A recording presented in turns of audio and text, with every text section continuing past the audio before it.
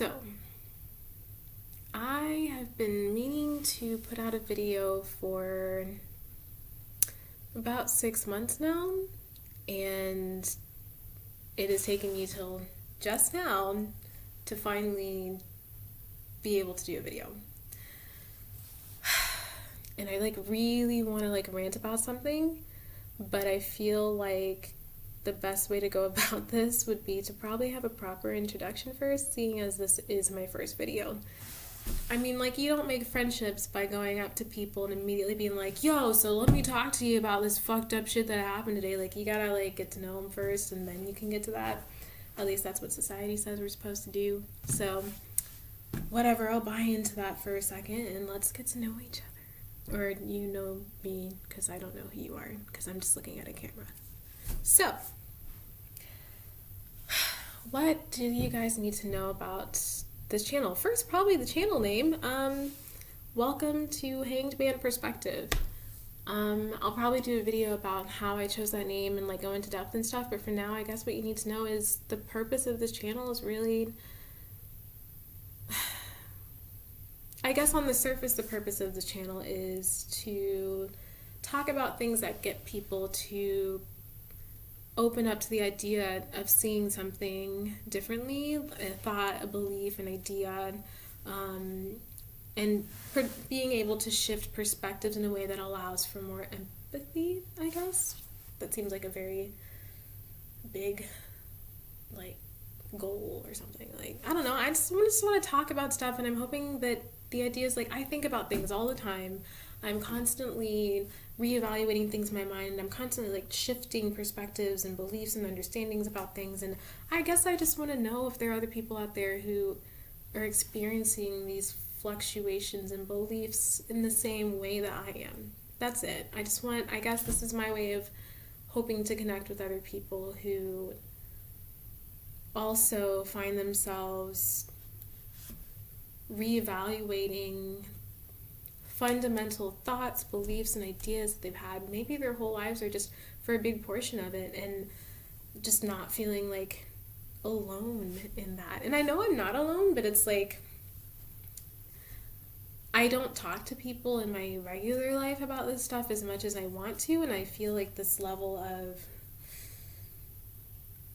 I don't know how to explain it. It's I'm afraid to get below that, because when you're out in society and you're hanging out with people, you're there's that matrix, but it's just the matrix is just the thoughts and beliefs and ideas that we have with regards to how we're supposed to interact with other people, or how we're supposed to be perceived, and that's why we can have ourselves that we are at home, which is completely different than who we are when we're out and about with people, because when we're at home, the only person's perception that's important is our own. And if you're out and about, then you're subject to the thoughts, beliefs, and feelings that other people's perceptions may potentially have about you, and then you're supposed to play this game of, how can I present myself in a way to where I show up in the way that they think I'm supposed to show up for them?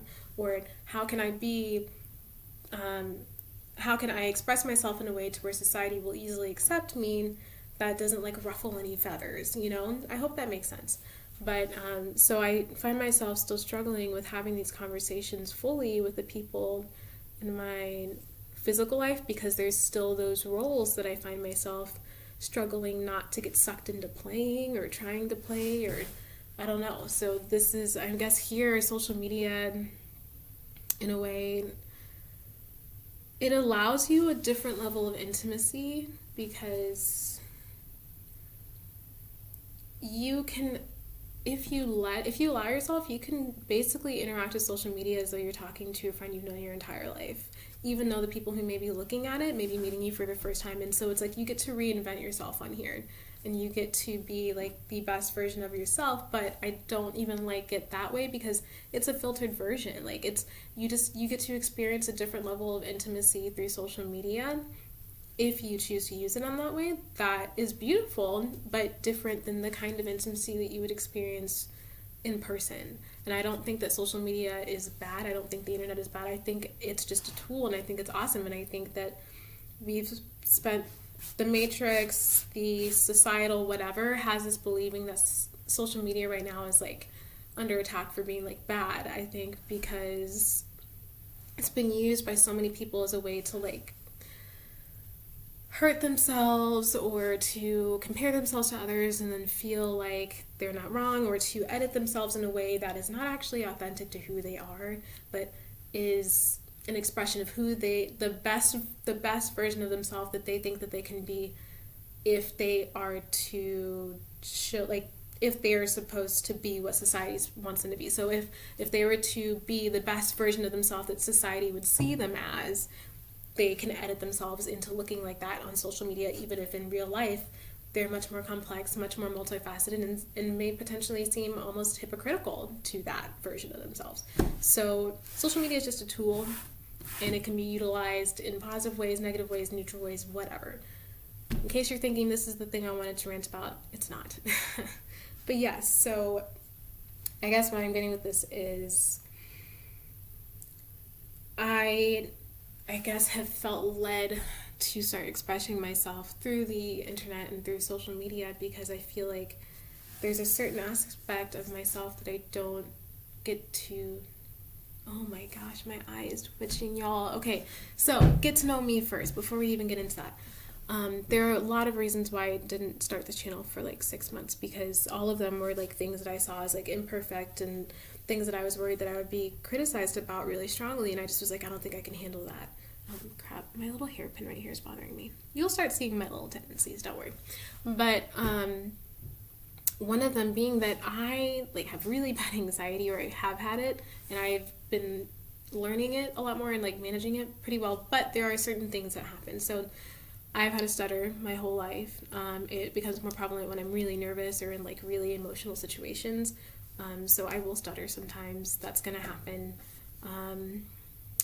And my eye will twitch. That's, you probably saw it earlier. My eye twitches. My eyebrows, one, are basically non-existent. Two, they are so expressive and they betray so much of my emotions. Sometimes it's so frustrating.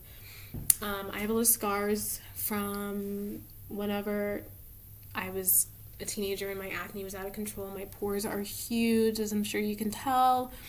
I'm not wearing any makeup right now because honestly, I didn't want my first video to be one where I looked like perfect to my own like standards, I guess, because then I was worried that I would only feel comfortable putting out a video when my makeup is perfect and my outfit is bomb. And I was like, I don't want to start my channel that way. If I'm going to start this channel, I want to start in the most raw and authentic way to myself as I can, so that I always feel comfortable expressing myself as authentically as I can, instead of feeling like I can only express myself when I look a certain way or when I feel a certain way. So yeah, that's why I look like this right now. I work at a flower shop, so that's why I have a flower in my hair. I have flowers at home a lot, and they're slowly dying anyway, so I'm like, I might as well do something with it. I do my own hair, so it's a little bit, it's not perfect, okay, it needs to be redone. I'm like, here's the thing, in case you're wondering, why is she talking about all this? These are all the reasons why I haven't been putting out videos, or been expressing myself, or even going out to hang out with people sometimes, just in my regular life. These are reasons for why I've been hiding myself away, is because of these seeming imperfections. And I realized recently that they were all just fears that I had that were like keeping me from just being myself. And so whenever I recognize that I'm afraid of something, maybe it's my stellium in Aries, I don't know, because I have my Sun, my Mercury, my Venus, and my rising sign there, amongst other things, and Venus and Mercury and Aries right now. Who knows why this is happening, but I just don't want to be afraid anymore. And the best way that I know how to deal with my fears is by addressing them head on and talking about it. So I'm going to do this video, and I am anxious as fuck right now. And I'm so stressed out, and oh, that's another thing, I curse when I'm anxious sometimes too. And I was like, and for so long I just was like, I can't do the video because, you know, I gotta make sure that I'm not gonna cuss a lot and this and that and this and that. And I'm like, I can't do that anymore. So I want to put out this video. I want to talk to y'all, whoever y'all are. It's weird talking to a camera, or am I supposed to look at the camera? Am I supposed to look at myself? I don't know, but these are all things that I was using as excuses to not do this, and I am not letting them stop me anymore. So I'm just going to address them with y'all, and we're going to get through this together because I want to talk about this. So, now that you know a little bit more about me in that arena, and I guess what else would you want to know? Yeah, we can talk about astrology. We can do that. As you know, my sun, my rising, my Venus, and my Mercury are in Aries. My Mars is in Pisces and in the 12th house, and my moon is in Libra. Those are all the placements that I feel comfortable sharing with you right now. So, just I'm sure you can imagine what that's like. It's been really interesting. Other than that, I really can't think of anything else I'd want to talk about with regards to me right now. If you see my eyes wandering on you, I still am not quite sure what I'm supposed to do with this. Like, am I really supposed to look at the camera? Because that's weird. And there's a light, like, right in my eyes, and I'm like, oof. Or am I supposed to just look at myself? Like, which one is aesthetically more pleasing to y'all? Like, because I don't know, man. Okay. So, back on track. I'm doing this video. The reason I'm on here talking in general is because there is something that I've been observing within the spiritual community, I guess is the best way to say it, because it does span different religions and stuff, but like certain ideas that I've heard expressed, that the way that they've been expressed always kind of rubbed me the wrong way, but I wasn't exactly sure why, and I didn't know how to communicate it yet. It was just always something in the back of my mind where I was like, I don't know why, but something about that like just rubs me the wrong way. And so right now, I was on Instagram this morning and I saw a post by this person, and I'm not going to say who the person is because I actually really love her Instagram.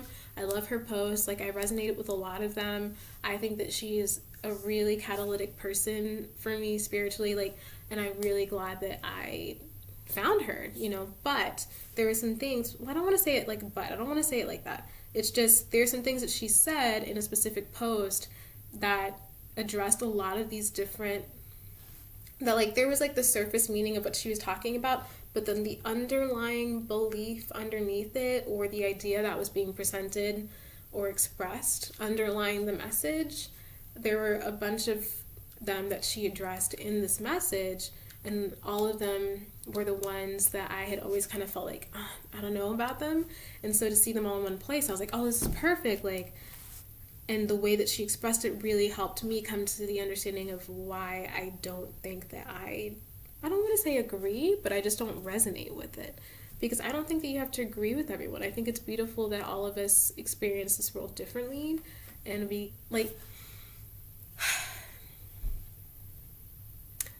I truly believe that, and this is just my belief, I could be fucking wrong, I don't know, but this is what I choose to believe. I believe that we are all aspects of the universe experiencing itself. The universe utilizes us and our individual identities so that it can come to a more complete understanding of itself through the myriad of different diverse experiences that we're each having that's unique to us. I truly believe that we are the universe experiencing itself.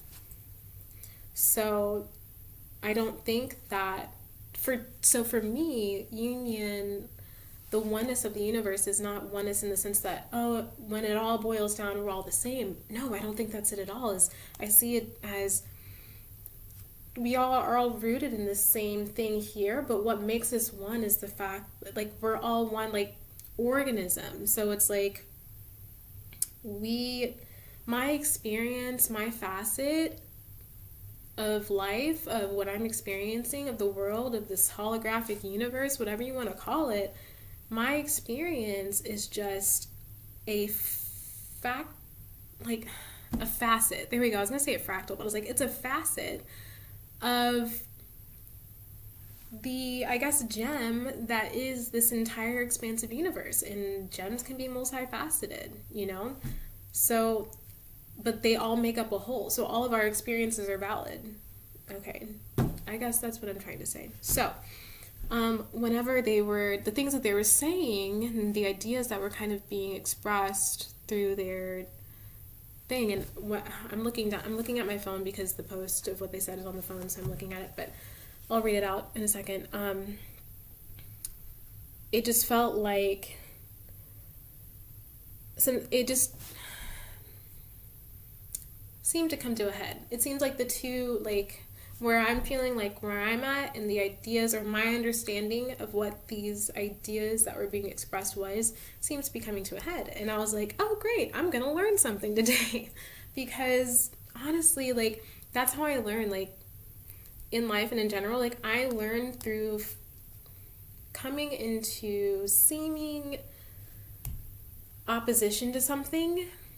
And then for me, like, maybe again, it could be my Aries nature, but I actually like sparring with people. Like, I like debating with people. Like, I never take it personally because I'm like, through like talking with you and hearing your beliefs about something that may be completely different than mine, I get to learn more, not only about you, but through hearing your experience. If I resonate a little bit with it, or if I find that the more that you talk about and the more I listen, the less I resonate with it, that means I understand me more too. I get to experience a deeper understanding of why I don't resonate with you. I get to experience a deeper understanding of who I am individually as this specific soul expression right now through interacting with somebody who seemingly is my opposite.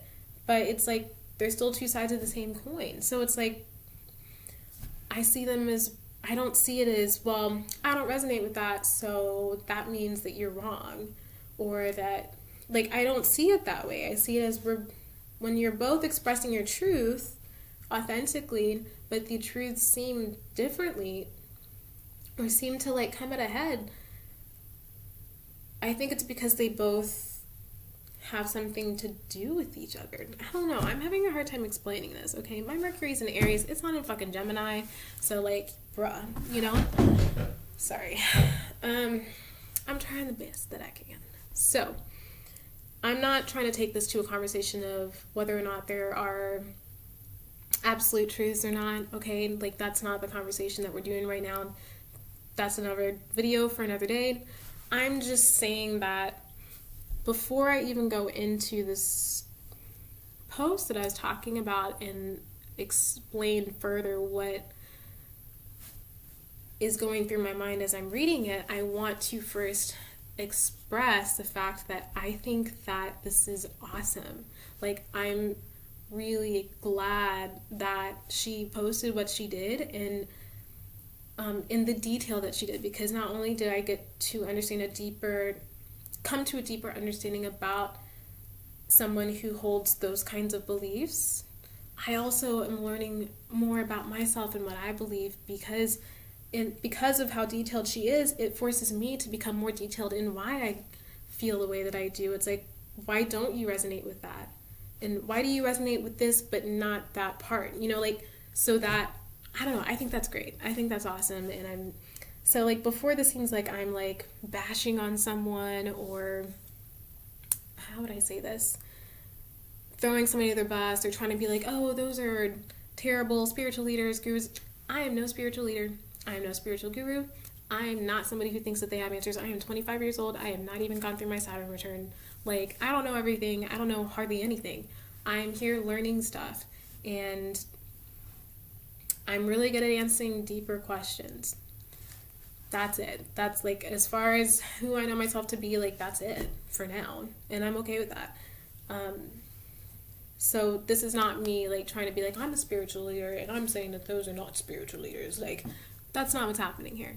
I think that this person is in their truth authentically, and it's beautiful, and there are people who resonate with it, and I think that's awesome, because they are finding more people who resonate with that, and people are able to learn more about themselves through the fact that they're like, oh, she expressed this and I resonate with that, and that's cool. Like, they're learning new aspects of themselves, like aspects of their subconscious psyche are becoming aware to them through them finding her.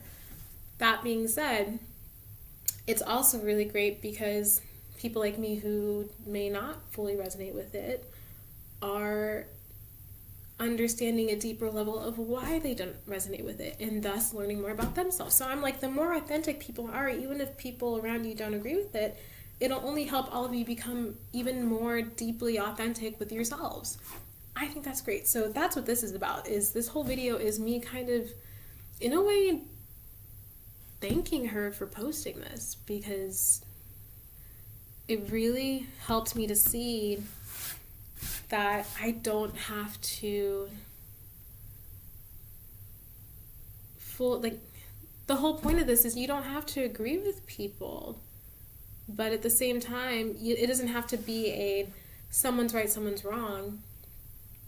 And in some cases, somebody is actually right and somebody is actually wrong, but it's not like that with everything. And it's okay for somebody to, even if someone is wrong, even if somebody's beliefs are incorrect or invalid, and I'll have an example for that, it's important to understand where they're coming from to help bridge some kind of a gap to get them to a little bit closer to what the reality is of the situation.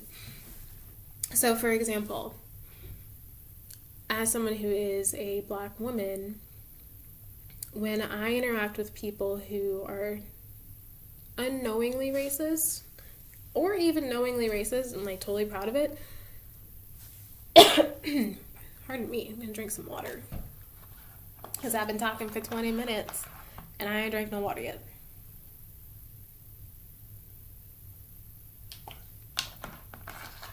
Goodness, I don't know if you can get in trouble for like showing brands of things, so I'm gonna like try and work it around my tablet. Okay, so you can't see it. So what was I saying? Crap, I do this all the time. Okay, as a Black woman, sorry, that's my cherry, y'all. I swear, I am a gassy person, but like, because I'm lactose intolerant, so my tummy is always rumbling. But that was my cherry actually at that time. So, as a Black woman, especially growing up in the, oh my God, can you see my eye twitching right now? Anyway, especially growing up in the U.S., but being born in I was born in Cameroon, which is in West Africa, but I was raised in the U.S., but by parents who were also first-generation immigrants. So growing up, I always had this very dichotomous understanding of the world, and it took me a while to recognize that like they're both valid, and the way that things are done in suburban America versus the way that they were done in my household, which was still very much rooted in the way that things were kind of done in Bamenda, Cameroon, or at least what my understanding of it is, because again, I wasn't raised there. They were different, but there were strengths and weaknesses to both. And so I think growing up with that kind of an upbringing where it was just so, like, my life was so starkly different, home versus outside of home, I think that is probably what early on made things easy for me to recognize that things can seemingly be almost opposite or opposite and have validity. They can both have things that are valid about them or that are helpful in a situation, and they can have things that are harmful in a situation, or they can have things that are limiting, or disempowering. Like, they both have strengths and weaknesses. They both can have aspects that are empowering and aspects that are disempowering, and it just depends on, or that you allow to disempower you, because really, at the end of the day, we are self-empowered. But it depends on the individual person, ultimately. And so I think that's probably what made it to where I think about things the way that I do. So, on to the post. That was just a really long disclaimer of saying that I'm not in any way trying to say that this person is wrong or that they are bad or any. No, I think that this person was expressing their truth authentically, and it's beautiful.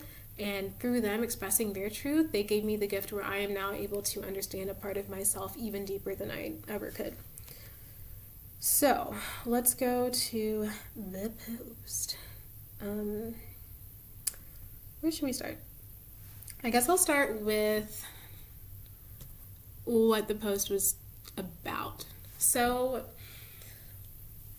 again, I'm not going to say who this person is because this really has nothing to do with what they specifically were saying. So I don't want to make this seem like it's directed at them specifically. But the context of what they were talking about was relationships. And in this particular context, they were addressing the concept of twin flame union and the revelation of special relationships as barrier. Now, mind you, I just gave you the direct quote of their title, so if you know who I'm talking about, then you know, but if you don't, I'm not giving you a name because I'm not, again, this is not about that. But I guess the purpose of this, and I'm sorry if I'm not like looking up, it's because I'm reading it too. The purpose of this post was to kind of get people to open their mind to the possibility that this idea of union and achieving like ultimate oneness with, or like the final stage of the twin flame relationship, was that it may not look the way that you think it should, and I guess for them, they were saying that you may not be all the way there yet as well. That was another point that they were making. But in general, like, I became aware of this twin flame union phenomena. Or I don't even want to say like just this theory of twin flames. I think it's actually some kind of, personally, I think it's some kind of archetypal story that we play out to help ourselves wake up to something. But I don't necessarily know if I really care about the label or if I really think somebody's my twin flame. I think it's more of I see it as more of in that time in my life, in order to release the beliefs that were no longer serving me and to be open to the things that I needed to be open to get to where I am today, I needed to have that storyline playing out for me in order for me to be more open to this, open to this potential reality of being, and this being able to express myself in this way in order for me to get from where I was, which is very different, to where I am now, in a sense quantum jumping into like a different timeline, I guess some might say it like that. In order for me to do that, obviously I'm not an expert. Before we start getting into all of this, like, I'm not an expert. These are just my ideas and beliefs that I express out, and I make connections with things, but I'm not an expert in any way about anything. I have a bachelor's of arts in psychology with a minor in sociology. I like to study astrology, but I'm not an astrologer, and I do tarot readings from time to time, and I guess I'm pretty good at them, but I wouldn't call myself a professional. So, back to what I was saying. In order for me to make this leap of who I was at that time, that was not even serving me, and honestly was just me playing a role of the me that I thought I was supposed to be in society, to becoming who I am becoming today and in every moment. I think I had to have a situation that fell into the storyline of a twin flame situation in order for me to be even remotely open and receptive enough to make the mental shifts that I needed to make and to experience the emotional highs and lows that I needed to experience in order to really understand more about myself to get here. I hope that makes sense, because that's just the best way I know how to do it. So I'm going to read the main question that they posed on this post that they then went into detail in explaining. So the thing that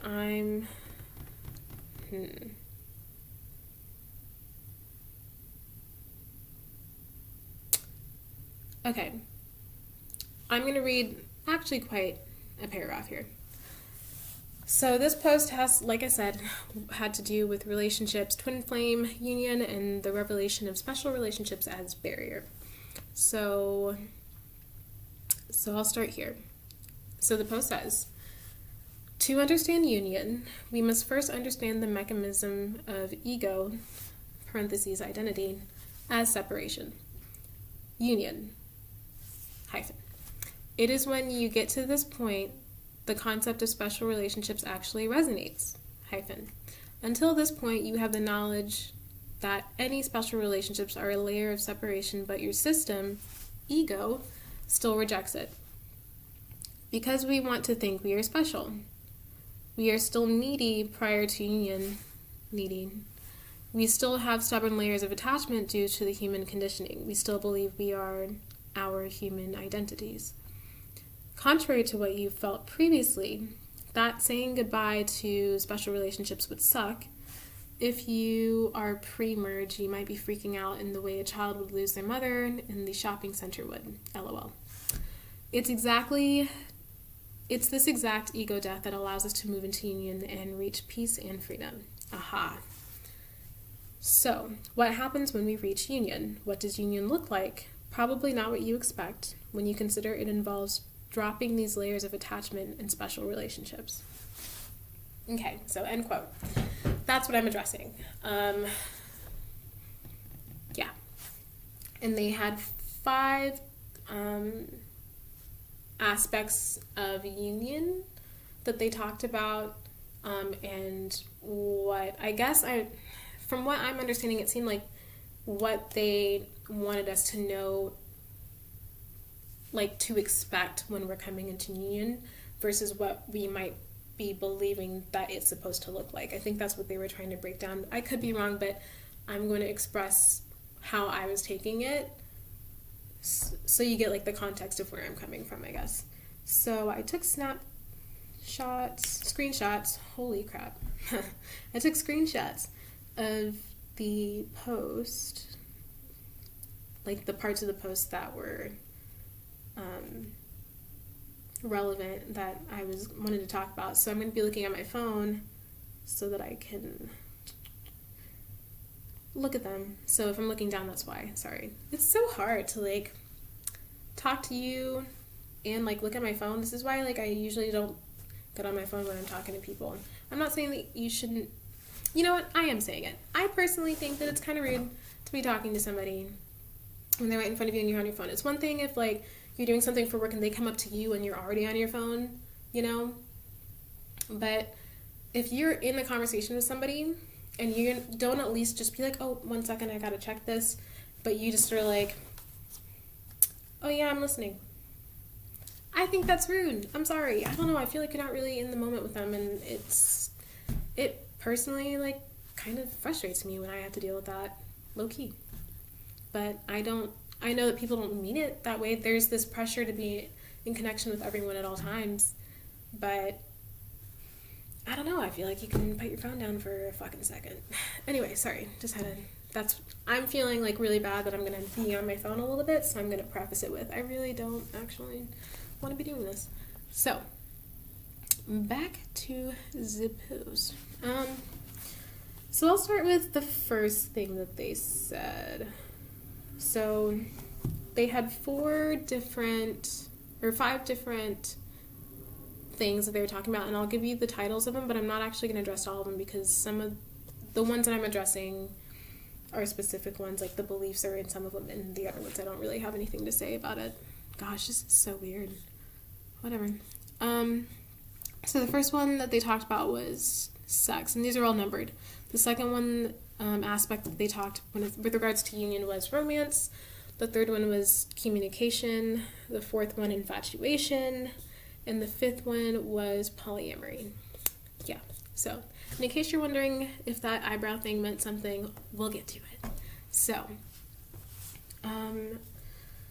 I guess the first one I will talk about is romance and the thing that they said about romance.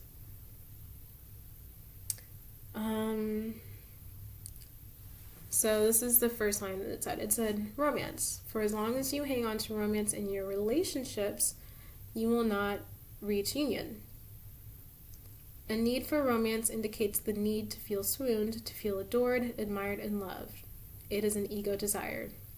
When you are both complete in yourselves, you become complete with each other, and you don't need romance to achieve the feeling of love, because you are already love embodied.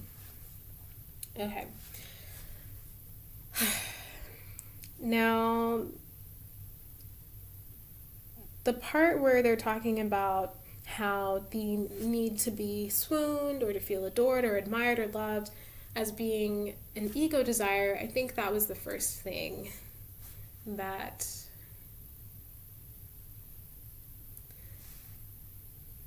made me kind of be like, ooh, I don't know. You know? I wasn't like, oh, that's wrong, but it was just kind of like, I don't know if I agree with that. But I guess it depends on what context they're talking about. There are truly people who believe that love isn't real unless, and love isn't valid unless it incorporates all of these specific experiences, all these different feelings, emotions, all of that. So unless it ticks all of these boxes, then that's not love. And I'm like, okay, well, yeah, that's putting love in a box and saying it can only be love if it's all of these things. But I also feel like the thing that I take issue with here is, I don't know how to play this. So I'm back. Sorry, I had to go to the bathroom because anytime I do something that makes me nervous, I have to take a shit. So that's going to happen a lot. I don't know what to tell you. I'm going to have to cut videos a lot because, I don't know. I get nervous and I just have to take shit. So, back to what we were talking about, if I can remember. This hair is just going to bother the fuck out of me. Okay. I've got to do something about it. It's just, and this, I think she wants to be taken out now. That's fine. We'll do it. We'll take it out. Actually, yeah, we'll take it out. We'll take it out. It's fine.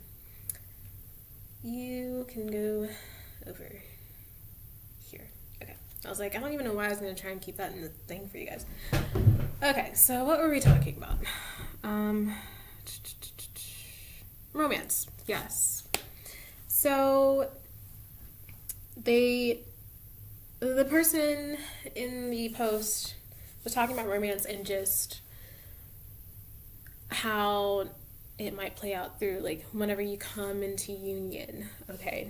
And, again, if I'm looking down, it's because I'm looking at my phone and reading the post. I'm not ignoring you, I'm sorry, I hate that. Basically, from what I gathered from what they were saying, it really just kind of seemed like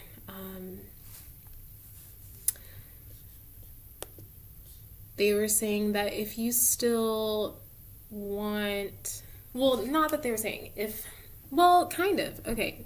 The way that they said it almost made it seem like if you still want to have romantic experiences,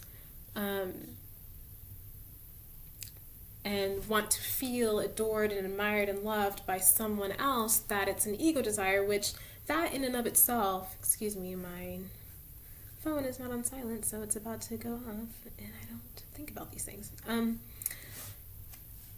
So if you still desire to feel swooned and adored and admired and loved, it's an ego desire, and while ego in and of itself isn't bad, as they go on in the post, and I'll read more examples to you, but just as I went along more into the post, it kind of seemed like they were saying that ego is bad. And so thusly, anything that is deemed an ego desire is technically wrong with regards to coming into union in the context of this conversation on their account. So that's, I think, when I first was like, what about this is like rubbing me the wrong way?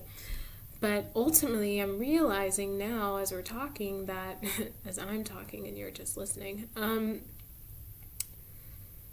that really what bothered me is that it feels like ego is being painted as bad.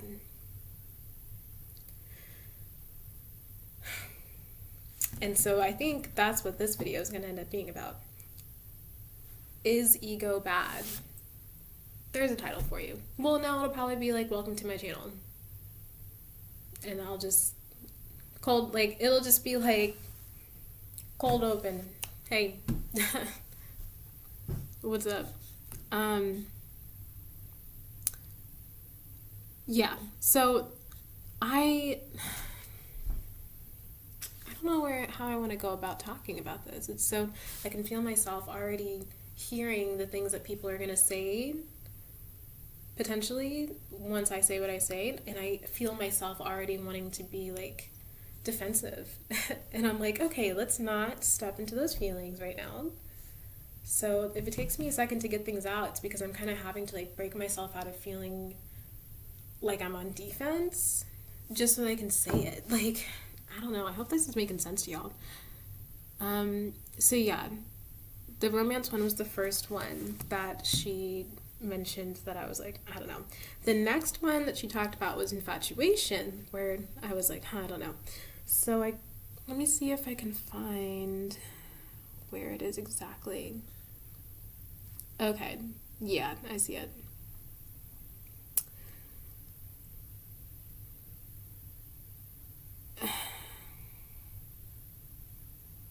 Okay, so the preface of infatuation that they're saying, I might just read this whole thing. Okay, so for infatuation, they said, remember how completely obsessed you were with your twin when you met?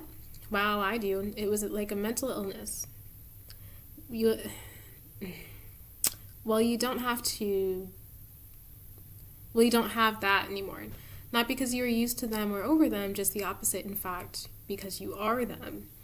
This also leads you to drop layers of infatuation or admiration, awe for anyone else also. Generally because you viewed your twin as the tits, the duck's nuts, the bee's knees, your exact version of perfect. This is actually the God in your twin you saw. So anyone else already fell short of them from your ego eyes. When you drop these mirrors with your twin, they start to fall in other relationships. Because you now understand it resonates, not just knowledge, that all these other people in the world are you as well. I agree. We are all one. So before I get into what also rubbed me the wrong way, I want to say, like, I do believe that all of us are one, but again, in the way that I was explaining earlier, where each of us are still, I guess I don't believe that it's wrong to have an identity in and of itself. And again, that could just be the Aries in me talking, because I know that our like mantra is like, I am, and so we're just spending our whole lives trying to figure out who the hell am I. Like, I get it, but at the same time, I don't think there's anything wrong with identifying as something. I think what becomes wrong is when you start feeling that you should identify in a way that is not authentic to you, or you start telling somebody else who is expressing themselves authentically that they shouldn't identify with that. I guess that's where I'm taking issue right now. I guess I'm coming to understand what I think about this as I'm talking about it with you. So if it seems like my thoughts are kind of disjointed, it's because I don't have like this planned out. Like, I don't know what I'm gonna say. I'm literally just like processing this with you, and hopefully we'll all get somewhere together. So that's not what I took like issue with. I don't even want to say issue. So I'll just read more of it, and then I guess we'll get to the part that I'm talking about. Many twins think they are in union when in fact they are not. I'm continuing the quotation. They actually stop progressing at this point because they don't want to let go of their identities and thus special relationships, and they stay trapped in reincarnation. Yeah, that's one of the things. We'll talk about that in a second. If you make it to this point with your twin through a lot of surrender and personal identity death, they become the companion soul extension identity you freely choose to experience with, rather than the one you feel you have no control over being in love with, or the one that you feel you need. I actually still kind of agree with what she's saying there. And then she goes into polyamory. But the thing that I took issue with is, again, I'm not, it's going to seem weird, but because it's like, I'm not really disagreeing with anything she's saying 100%. There's a couple things that, yes, I'm kind of like, I don't know. I think it's more the way she's presenting it. Because I think it's like she's being authentic to what she believes, but I wonder if the thing that's bothering me about it is that it, in the way that she's presenting it, at least for me, it almost comes across as though to believe anything different with regards to the specific thing that she's talking about is to be wrong. But I don't think that she would word it as wrong, but it just kind of came across, and again, this is all my perception. I don't know what she's actually intending. I don't know the intention behind these words, so I know this is all like me. But the way that she's wording it, and the way that a lot of people, when they're expressing certain things, the way that they word it is in such a way to where it's like, well, once you come into a higher ascension level, then you'll understand things my way. Or once you release your ego, then you'll see why it's wrong to feel those things, or you shouldn't want those things. Or, you know, like, it's like it almost makes it to where, yes, they understand that you may feel differently and they address it, but almost like it's like, oh, in time you'll see. You know, like once, like when I was your age, like it's like that person who's always like, when I was your age, I used to, and it's like, okay, whatever, grandpa, like get out of here. You know, it's like that, where it almost makes you feel like they're in a way invalidating your experience, but like the way they present it is like, you can't really say that that's what is being done, but it just feels that way. And again, I know that this is me. She's not coming to me and telling me you're not supposed to believe that. That's not it at all. I guess, so I understand that this is me, but I guess the reason why I want to talk about this specifically is because it addresses something deeper. There are people out there who their intention is in a way very, by their own standards, egoic. They're trying to, through spiritual jargon or whatever, bully people into seeing things their way. And the ones that I'm talking about that I've taken issue with in the past are ones where it's like they're trying to tell you that desiring the things that you desire is wrong. And I'm not talking about like things like, oh, I desire to eat McDonald's, and they're like, that's wrong. I'm talking like the deeper soul ones, like where you're like, I really enjoy sex and I desire to have very fulfilling sexual encounters in my life, or I desire to be in a relationship where there's a lot of sex, but you're still a spiritual person. And I've heard people make statements about things that made it kind of seem like to desire anything of the flesh. And I know that I'm hinting at like the Abrahamic faiths here with this, but I've heard this in a lot of different spiritual communities, not just Abrahamic, not just Christianity or any of that, like a lot of different ones. But right now it just kind of seems like there's this big like push to like transcend the human experience. And that's what I take issue with, I think that's what's bothering me. I think that's what's ruffling my feathers right now, is that in a sense, it's like to enjoy the human experience is wrong. That's the way it's coming across to me. So it's like you have the upper part where they're like, oh, like you have the surface level meaning where it's like, oh, well, to experience this is, you know, it's an egoic desire. Like, you know, we're trying to transcend that. That would be the next one. But it's like, I feel like the thing that I'm taking issue with isn't the stuff up here. It's the thing down here. It's like something at the root of what they're saying that it may not even be what they're intending at all, but just, again, because of the way that they're wording it and the way that I'm understanding it, I'm just like, I don't know. So that's why I'm on here. Finally we get to it. Because it's like, I thought it was just a Christianity thing growing up, because there's always that archetype of the devil. And the devil represented all of the things that were bad and that separated us from God and that made it to where we're not being punished, but kind of like, well, no, we're being punished because we're going to go to jail. But like, once you get saved, the way that you don't earn it because you can't earn it because Jesus just gave it to you. But in a way, it's like your life is still apparently supposed to change drastically to show Jesus or God or whoever that you're thankful for the fact that they saved you from this sinful life that you were living and whatever. So the issue is, like, with them, with the devil, a lot of the things like, sex and, I don't know, just like, the sins, the things, that are more fleshly, like,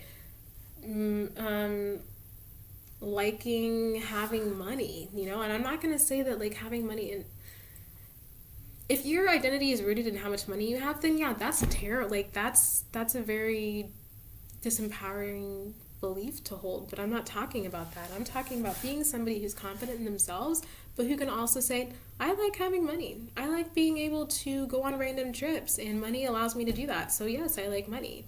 It allows me a means to what I desire, like what I ultimately desired. So yes, I like this thing that allows me to be able to create this thing that I actually like.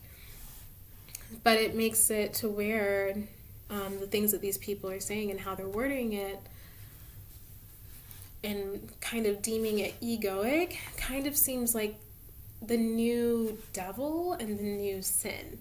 It's like ego has become the new devil, and animal desires, ego desires, however they word it, are the new sin. And I just, I can't subscribe to that. I can't. I'm gonna drink some more water now.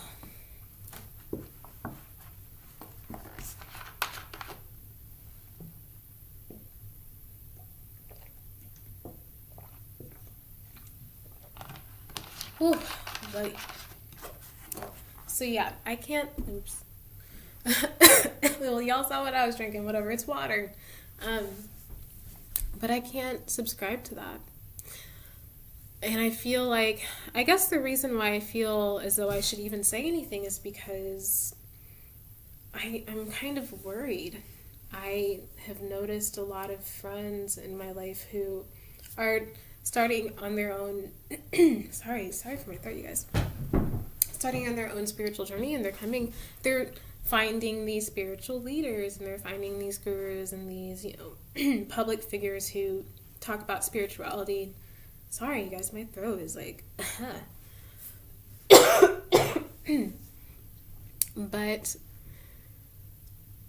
they'll say things like this, and then my friends, and even myself, like I've been this too, would go home and like just start like really like hating on myself. It made the things that they said made it really hard for me to be compassionate towards myself.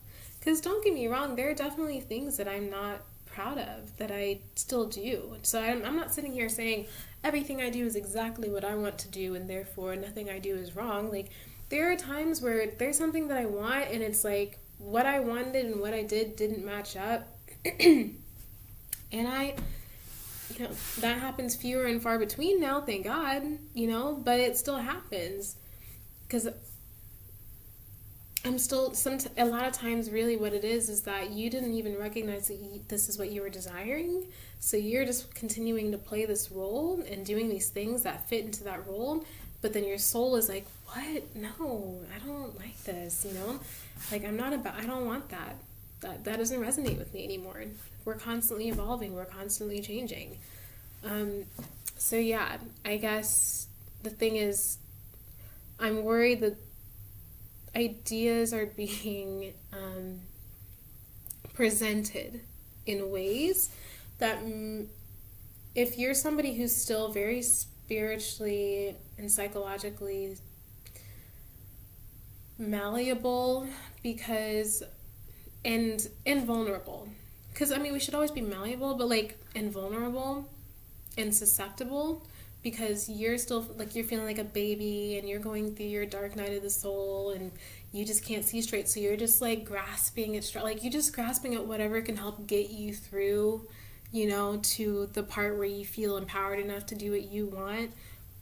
So during that time, yes, you're going to have people that you like look to. And I think that's what's worrying me, is that you have people who are in these prominent places within the spiritual community saying things that can basically just trades one drug for another. Like Karl Marx, I believe, is the one who said that religion was like the opiate for the masses. In fact, I'm gonna cite myself right now. Let me make sure that it was him before I start saying things. Karl Marx, and I'm looking this up right now. Opiate of the masses. Let's look.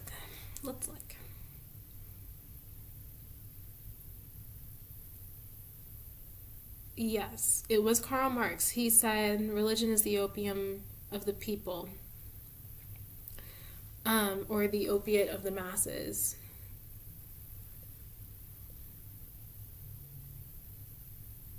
Yeah, yeah. He was a German philosopher and economist. Oh my gosh, I can't talk right now. But yeah, so he said that. But I think it's not really religion itself. Like, I don't think it's any specific religion that is what's toxic. I think it's the way that somebody's authenticity is expressed. If it gets to a point where it makes other people feel wrong when they are actually authentically expressing themselves, because there are times when we're not authentically expressing ourselves because we're playing roles, but when somebody is legitimately authentically expressing themselves and you feel the need to use your example of what's your authentic truth as a way to tell them that their authentic truth is wrong, that's what I take issue with. I don't think that it has to be either the way that you see the world, view the world, and experience the world in the way that they see, or the way that they see and view the world and experience the world is valid. I think they can both be valid. So I think that's why initially when I was talking about this, I was like, first I want to say, like, I think it's great that this person believes this way and thinks what they're talking about in the context of relationships. I think that's really interesting, and there's some stuff I agreed with, but there's other stuff that I didn't. Sorry, I'm checking to see if my roommate was coming in. But I just take issue with when people, in one breath, are expressing their authentic truth and themselves authentically in that moment, while in the same breath telling people or expressing something in a way that makes people think that if they're not experiencing the same thing, if they don't agree with the same thing, if they don't resonate with the same thing, then what they're experiencing is wrong. That's what I take issue with. That's what's bothering me.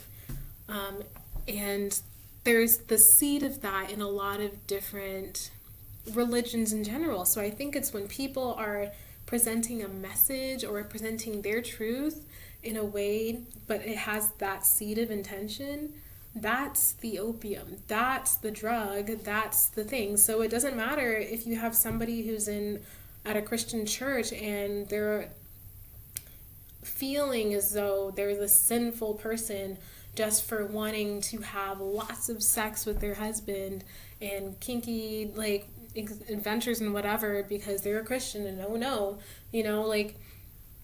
and I'm not saying all Christians believe that way either, just I'm saying that there are some who do.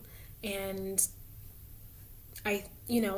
but in the same breath, there are people in other religions who also have those same beliefs internally, but the way it's expressed is in something different. So you can have a Christian, like if you have somebody going to Christianity who's felt that way and who's used to being told that they're sinful and whatever, and then they're going through this dark night of the soul where they're trying to like release all the things that no longer serve them, but then they're like grasping at straws, just trying to find something to help guide them through because it's probably like the most psychologically, mentally, emotionally murky period they've ever been in their lives, and they're just trying to like get to the next moment. You have people who are prominently positioned in like the social media spiritual community, offering, advice, information, but then the information that they're saying makes that person feel the exact same way again that they did when they were a Christian, or when they were, you know, a Muslim or whatever, like, then for me, I see both expressions of the ideology as toxic. It doesn't matter if it's somebody who is Buddhist and they're talking about whatever they're talking about. If you're trying to sit there and tell somebody else that them authentically expressing their version of this truth that you all buy into is wrong, and it's not hurting somebody, and it's not, like there are other things, because it's not, and you're saying that it's wrong because it's not what you experience, I take issue with that. I do, because I feel like that's divisive. And if we're really supposed to be one, as you say, then there should be space. The universe clearly has space for all of us to exist. That's why we're all here.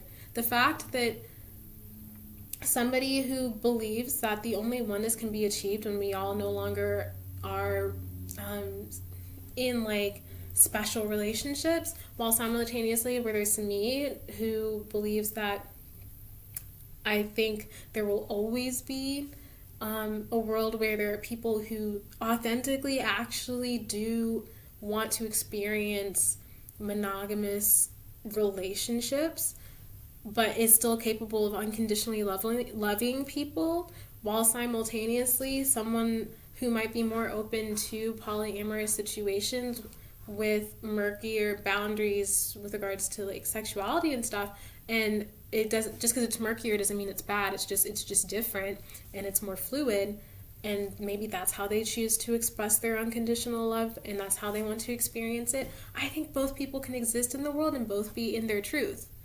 I just think there's a lot of people who are doing things not because it's their authentic truth, but because they're being told, well, this is the way it's supposed to be, and this is the way, like, if you're doing it that way, then it's because this is wrong and you need to heal this, and then once you heal this, then you'll be over here and you'll understand where I'm coming from because I'm healed. Like, and they're not saying that. Like, they're not saying, like, oh, I'm healed, so I have all the answers, but they kind of are in the way that they judge and frame other thoughts and beliefs about what they're talking about. Okay, so let's get to the next point here, because this is going to take forever if I don't, okay? So the next one they did, what was the next one? Polyamory. And this is one that I'll probably talk about for a second, because this is something that I've been noticing recently. A lot more that's been happening in all, like, conversations with all different kinds of people from all different walks of life who are coming to a place where they are actually considering the possibility of a polyamorous relationship, which I think is beautiful, by the way. Okay, so that's not what I take issue with. I myself am somebody who, I wouldn't say that I am polyamorous, and I wouldn't say that I am monogamous. I would say that I am fluid in the sense that I am open to having the kind of relationship that feels most authentic to me in that moment. So if I meet somebody and we end up in a relationship, and then during that relationship it feels authentic to me to just be monogamous towards them and with them, then I would do that. But also in the same breath, I could still be in the same relationship and then come to a point in my life where I feel like I do want to be able to express myself and express my love in sexual ways with people that I'm not necessarily in a relationship with. And so in that vein, it could be that I'm a little bit more polysexual, or potentially polyamorous, because maybe I would be open to having relationships with other people as well. But it could change, and I know that I would not sit here thinking that, oh, well, during the time that I was in a monogamous relationship, that's when my love was real. And I wouldn't be like, oh, well, once I got to the point where I was polyamorous, that's when my love is real. I think both expressions are valid. All expressions, as long as they are coming from a person who is in their authentic truth and who is coming from a self-empowered place, all of them are in some way, or all of them are valid. But it seems like there's this new thing, this new conversation that's going on where people are talking about polyamory, and I think it's really great because I think that society has kind of placed this, at least in the US, because where I'm from in Cameroon, it's actually very different, and we'll get to that. But it's like in Western society overall, it seems like relationships, society has kind of placed these norms and roles on us to where we never even, most people didn't even stop to think of that as something to consider in the beginning. So it's kind of assumed that when you enter in a relationship with somebody that it's going to be monogamous unless you state otherwise. So it's like if you don't state otherwise, it's assumed that it's monogamous. If you don't tell people otherwise, they will assume that if you're boyfriend and girlfriend that you're like you're not an option for them sexually in theory. But that's kind of the assumption, and then everything else is like deviant. So now a lot of people, it's no shock, and it's no secret, I should say, that relationships are kind of, I don't want to say breaking down, but the way, like, they cannot continue on in the way that they've been continuing on. And so a lot of people, like, marriages are like falling apart, like divorce rates have been pretty high for a while. But to be fair, I don't see divorce always as meaning that it's a failure. If anything, anyway, so divorce rates are higher. People are like, even like it's more and more people are finding themselves in situationships. So it's like people are having a hard time even fully entering into a relationship the way that they want to. So there is definitely a shift going on in relationships, and it's got a learning curve to it. But I don't. During the time that people are trying to allow themselves to release these automatic assumptions about how they're supposed to be in relationships, during that time of releasing those beliefs, they're trying on different,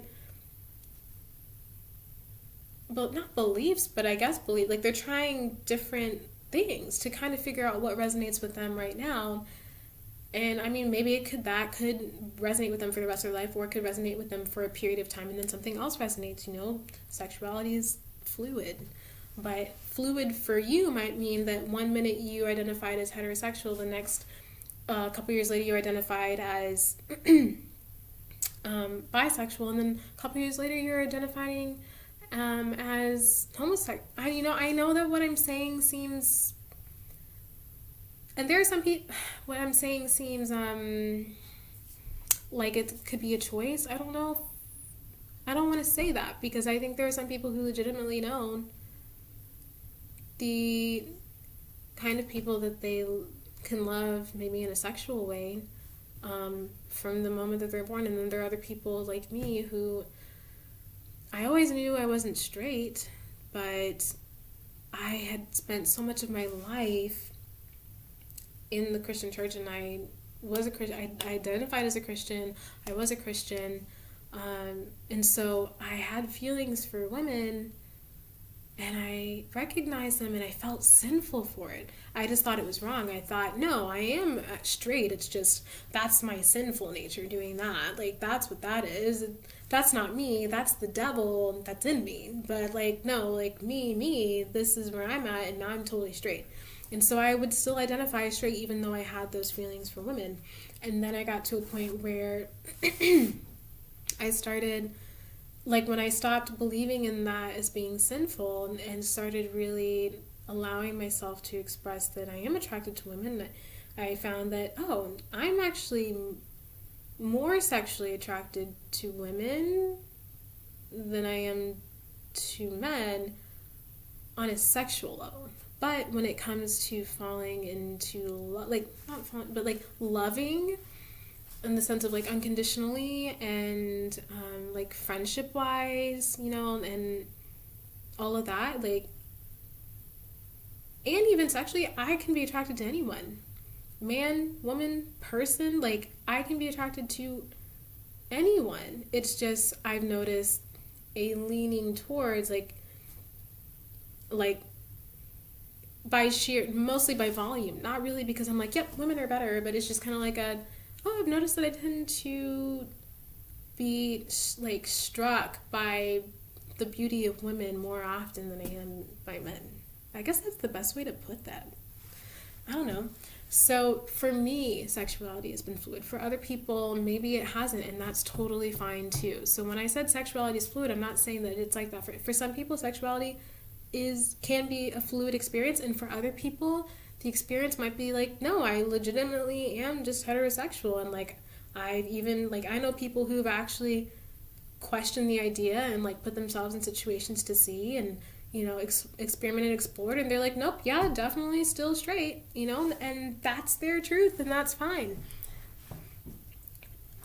I guess the issue I'm taking with here, where I'm going with this, is that now it seems that a lot of the conversation has gone from, is polyamory just being selfish? Is polyamory just having your cake and eating it too? And just a lot of shaming on polyamory, to where it's now flipped, and it's almost like people who, and I'm noticing this more with people who are experimenting with it, not necessarily people who have recently discovered that they're polyamorous within like the last 5 years, because people that I have watched and listened to who have been polyamorous for years and years and years, they seem to have such a very grounded view on it, and are just like so open to like, and it's beautiful and I love it. So I'm like, maybe it's just like a thing that happens in the beginning, and also that's just from my own little experience. But the people who I'm talking about, it's like now they're at a point where they are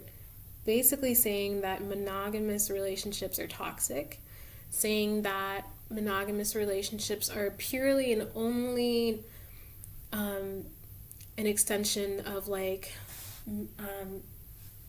matrix programming, or not being like ascended enough to like, and not fully having your heart chakra open, your heart chakra is blocked, so that's why you only want love from one person, and in that way. And I take issue with that again, because it's the same thing where it's like both of them are trying to tell the other person that their experience and them being authentic to what seems to be their truth is wrong. So, okay, let's continue on with the polyamory situation, because it'll get better as I explain. So I'll read what she said about polyamory. And it's a longer one, but I'm gonna fucking read it. So she said, 5, polyamory, and this is out of like 5 different things. So 5, polyamory. Twin flames do not exist past 4D. Identity is gone. For example, I shouldn't say names. Okay. For example, blank and blank, she gave names, don't exist.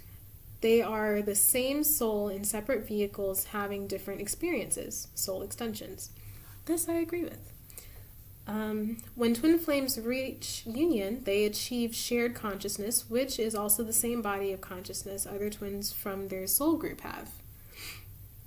So in future generations, when the planet has fully shifted into 5D, the people living here will experience this next stage in the evolution of relationships. Twin flames turn into twin flame communities. Interesting. Many are choosing to enter polyamorous relationships already, although most twins continue to choose monogamy due to the imbalance of the 3D world and ego hive mind. Put a star next to that.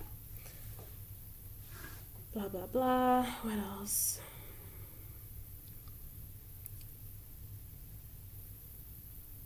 So twins must first be evenly yoked, and I skipped, she had a verse in there. I skipped that, and that's kind of what this is referring to.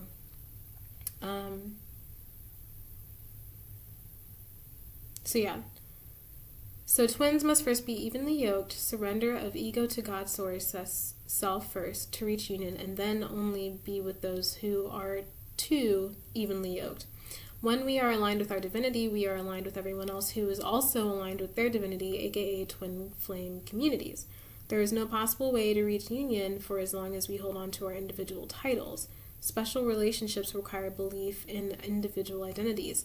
Identity is the first layer of ego separation and is the barrier to soul merge. We surrender identity, we drop attachment to special relationships, and we gain oneness with our beloved, our true self, source, all. And then, like, she has, like, her little closing out thing, and then she has another thing that she said, struggling to wrap your head around some of these concepts, see how far to ascension you are on the human consciousness scale. A great tool for gauging where you're at and where your blocks are to be released. And that was another thing. We'll put a star next to that. So the first thing we're going to talk about is this idea of, she mentioned fully shifting into the 5D. Yeah, we're going to get into it right now. Yes, I definitely believe that there are other realities. You know, there's 1D, 2D, 3D, 4D, 5D, like potentially 12 dimensions, maybe more, who knows? Maybe we can only perceive 12 dimensions from this third dimension, and then once we get to the 12th dimension, we're like, oh, there's like 65 more. Who knows? I don't know. I don't see any, I'm not saying that I don't believe that there's a fifth dimension, but what I am saying is it almost seems like the way that she worded it, and again, the way that I've heard talks about the fifth dimension worded and ascending into it, it kind of seems like they're saying, it almost makes it seem like being in the third dimension and being third dimensional is wrong, which then again proposes kind of that idea of being inherently wrong initially, and the way to be right is to try to transcend out of the sin, transcend out of the human experience, transcend out of the 3D reality, however you want to word it, but to transcend what you are, to break away from what you are. Now, at this point, I'm going to mention that there is a video that Teal Swan put out, maybe it was last week, and I think she was kind of talking about this, but for some reason, like, I couldn't really watch the whole video. Like, I couldn't really focus on it for too much. Like, I had a lot of stuff going on in my mind, but this, like, as I'm talking about this, it's making me think about that right now. So now I'm gonna look it up so I can say the title, because I believe in citing sources, even if it's just YouTube sources. So let's see, Teal Swan, what was it talking about? So, and then you can watch it too, and maybe she's probably going to be way better at explaining when I guess I'm trying to explain right now. But I just guess I need to express this in my own way, because it's going to be slightly different than what she said, I guess, because we're not the same person, and that's beautiful. That's what I'm trying to get at, is that it's almost like they're saying that to enjoy the individual experience is wrong, and that we're supposed to transcend being human. And what is being human? Your individual desires, your individual joys, your individual fears, like all of that. Yes, I guess that all falls under ego. It all falls under the human aspect of our experience, but I don't think that that's wrong, though. I feel like, if anything, I'm like, maybe we came here because we wanted to experience this. Maybe for some of them, they did come here to experience this so that they could realize that they wanted to transcend it. And maybe this is my first reincarnation, so I'm like, yes, I want to feel everything, and then 5 reincarnations from now, I'm going to be like, you know what, fuck this, I'm out, I'm about to transcend this bitch. Maybe I'll be where they're at, but I'm not there now, and I'm okay with that.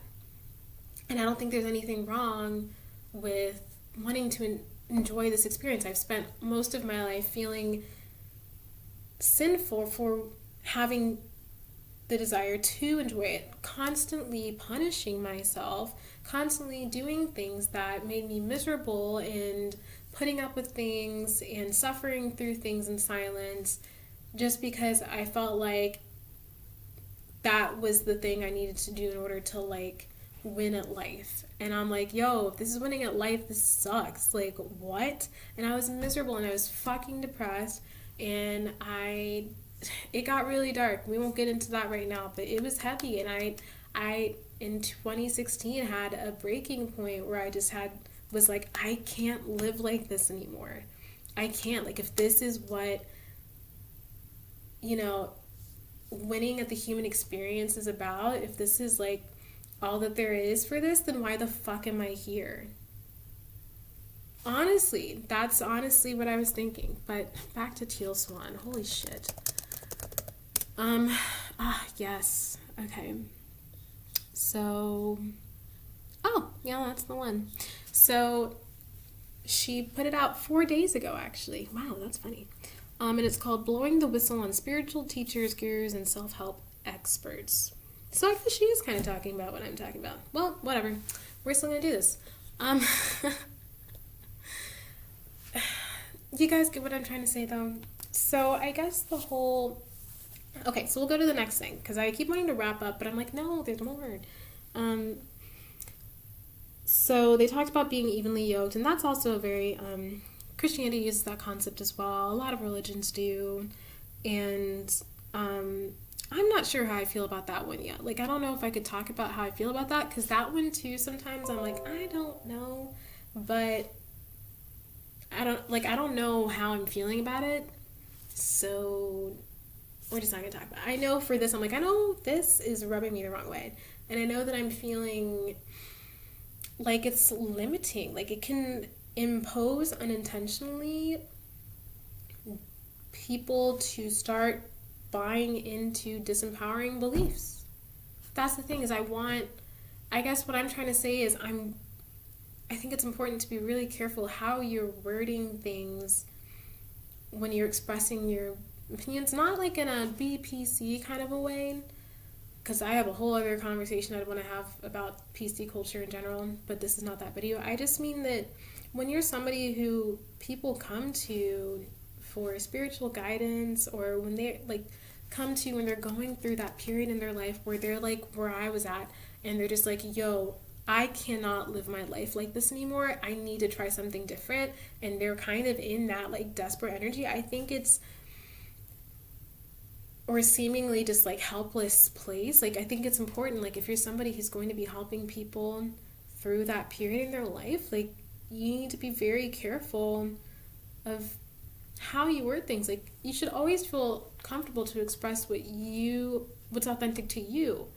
But I feel like to then in the same breath try and basically tell somebody else who is looking to you for validation, which they shouldn't be, but they are because that's where they're at, or to help them because maybe you're good at expressing things that like they feel, but they don't know how to express it, so like interacting with you helps them with that. But to tell them, like, if they find that they don't resonate with what you're saying, and it's not coming from I feel triggered because you're calling me out for something that secretly I also hate about myself and I don't want to deal with it. That's different than being somebody who's like, you know what, I actually don't think that I resonate with that, and here's why. This has been my experience. This is what I've been through, and this is what feels authentic to me right now. And then you basically being like, well, yeah, until you get to this place where you're healed, you'll feel like that. So because indirectly you're basically saying, yeah, that's because you're still broken. Once you're fixed, then you'll see things my way. That's what it feels like they're saying. It's not what they're actually saying. Like, they're not saying those words, but it's like the subtext of it harkens those feelings. And then for me, I immediately am just like, I don't know, but I don't like what you said. Like, I don't know. I don't know why I did that like that, but it happened. Whatever. So, yeah. And then let's see if I can find another one. Okay, the next one that they said, there's no possible way to reach union for as long as we hold on to our individual titles. Special relationships require belief in individual identities. Identity is the first layer of ego separation and is the barrier to soul merge. Okay. Basically, in a nutshell, the way that I'm taking that is that identity is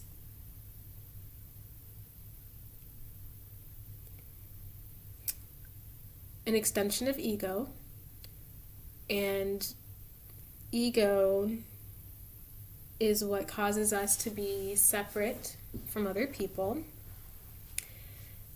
and therefore we're unable to merge and come to union because we feel separate. Okay, so first layer. Yeah, I think that's accurate. Yeah. I think that to have an individual identity is to automatically separate yourself from everything else. Yes, I definitely would agree with that. Okay, next layer.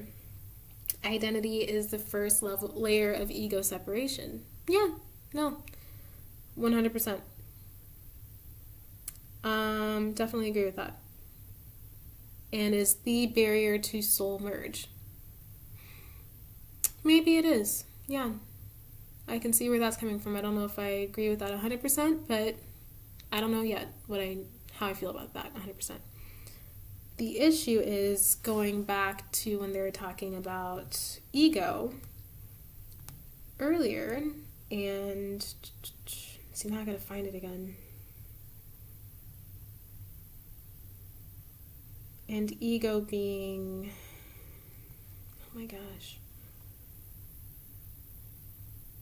Let's see if I can.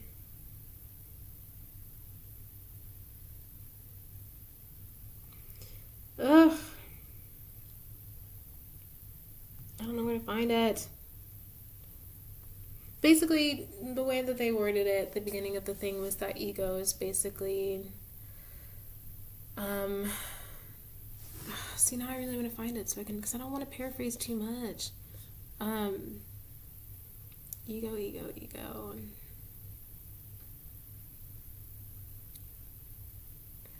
Okay, so I'll read the quote. So, contrary to what you felt previously, that saying goodbye to special relationships would suck, it's this exact ego death that allows for us to move into union and reach peace and freedom. Okay, so in the context of this conversation that they're having, because again, the idea and the concept of ego and identity being attached to ego is not like specific to what this person was saying. It's been expressed in myriads of ways, in myriads of talks, posts, whatever. That's not specific to them. And again, this really isn't specific to anything they're doing. It's just them I'm trying to show you the underlying thing that I pulled from this post, even though it's an underlying thing that I could pull from a lot of different things as well. I guess that's what I'm trying to do here.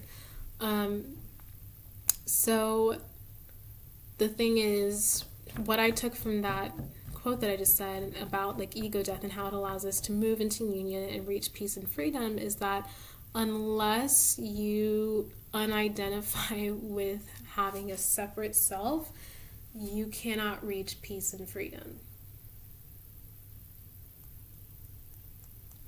That's the other thing I take issue with, is the idea that to come into alignment with your true, well, basically, I guess they're saying that there is no real true self. Maybe that's what they're trying to say. And then maybe, I guess I do kind of fundamentally disagree, because I think that there is, but I think there is and there isn't. There is fundamentally overall, yes, an overall consciousness that is all one, but I also think that each of our individual consciousnesses are also their own ecos. Like there's one ecosystem spiritually that involves all of us as one organism. And then there's another ecosystem that involves working together and we're all just like little parts of it. But then also within that, each of our own individual souls, expressions, and experiences are their own, have their own oneness that, I don't know how to explain this, you guys. Like, I guess that's the best way I can do it. I hope that's making sense. Sorry, there's like a feather just like floating around outside. And it's white and it's beautiful. And I'm like, what the hell does that mean? So anyway, the spirits are just like, this bitch does not know how to say things. Like, they're like, why didn't we tell her? But yeah, I feel like it can be both. And it's like they're saying that it's only good if you subscribe to one. And I don't think that identifying as my individual self and recognizing that, oh, I actually don't agree with what that person is saying, I don't think that's wrong. As long as I'm not sitting here and immediately saying, well, because you don't agree with me, then you're wrong, or you're just not as ascended. And that was the other part that they said, where they talked about having the human consciousness scale. I'm not a big fan of these scales, okay? I'm not a big fan of these ways to measure and quantify how spiritually ascended you are, conscious you are, woke you are, all of that. Like, ultimately all that is doing is reintroducing in a new package a hierarchy again. A hierarchy of, and I'm not talking about Maslow's hierarchy of needs, I'm talking about a hierarchy of humans that are valuable and humans that aren't. And that might seem like a very big jump that I'm making, but if somebody is basically telling you that the goal is to reach union, and the only way to do that is to become more conscious, and then they're telling you that by doing this, and this, you're not allowing yourself to become conscious, the subtext of that for me means that you're saying that that person is failing because they're not reaching what the goal is, apparently. What if we're all here with different goals? I don't doubt for a second that this woman isn't here, like, that this woman is here for the experience of coming into oneness and understanding that to the best of her ability and coming into union with the rest of humanity. I think that is, like, her chosen experience. But I kind of feel like there are probably people out there, maybe like me, who are here to experience who they are individually and the joys and pleasures and freedoms that come with that.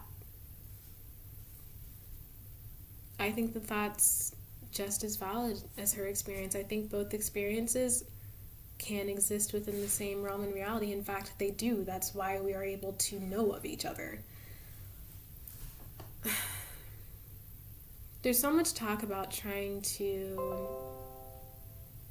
like, there's this strong belief that it seems that we all have underlying everything, that, like, society is basically broken. And in a way, yeah, there's a lot of healing that needs to be done, but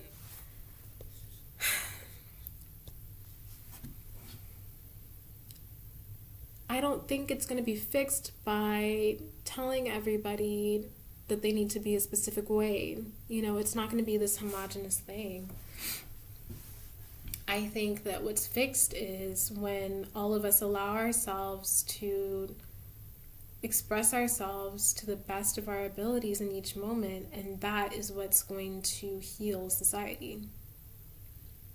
That's just my 2 cents from a 25-year-old girl who hasn't gone through her Saturn return yet. So who knows? 5 years from now, I'll be looking at this like cringe. Who knows? I don't know.